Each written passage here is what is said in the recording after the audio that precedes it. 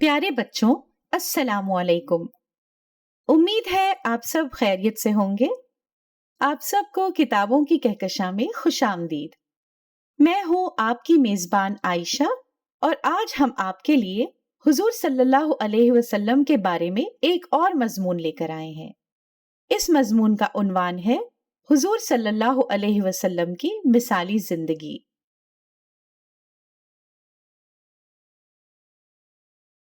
अगर रसूल सल्लल्लाहु अलैहि वसल्लम हमारे लिए अपना बेहतरीन नमूना यानी उसवाए हसना ना छोड़ जाते तो हमें इस्लाम के आला उसूलों को समझने में बहुत मुश्किल होती।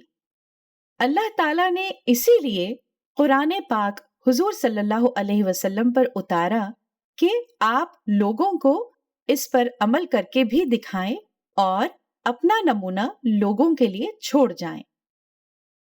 हुजूर सल्लल्लाहु अलैहि वसल्लम को अल्लाह ताला ने हिदायत की, कह दो कि मैं भी तुम्हारी तरह का एक बशर हूं।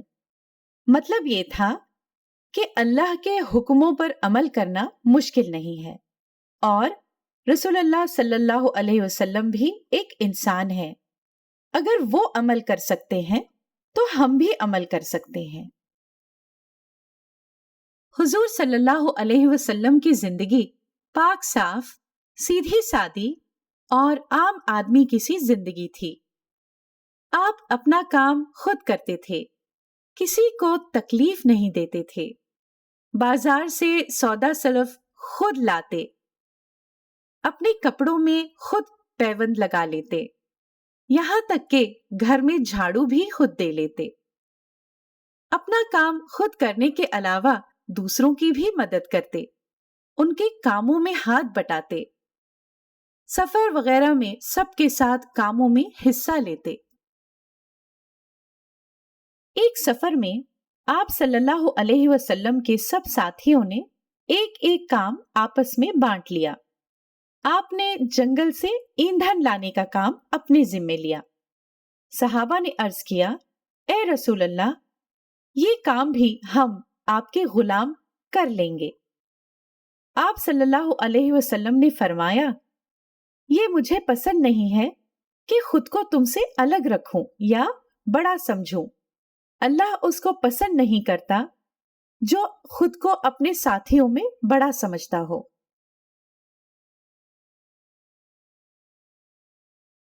तो बच्चों, ये था हुजूर सल्लल्लाहु अलैहि वसल्लम की मिसाली जिंदगी का नमूना। इससे हमें ये सबक मिलता है कि हमें भी हुजूर सल्लल्लाहु अलैहि वसल्लम की सीरत का न सिर्फ मुताला करना चाहिए बल्कि उस पे पूरी तरह अमल भी करना चाहिए। जिस तरह से हुजूर सल्लल्लाहु अलैहि वसल्लम न सिर्फ अपनी बल्कि दूसरों की भी मदद करते थे, हमें भी इसी बात पर अमल करना चाहिए। इंशाअल्लाह आपसे अगले हफ्ते फिर मुलाकात होगी।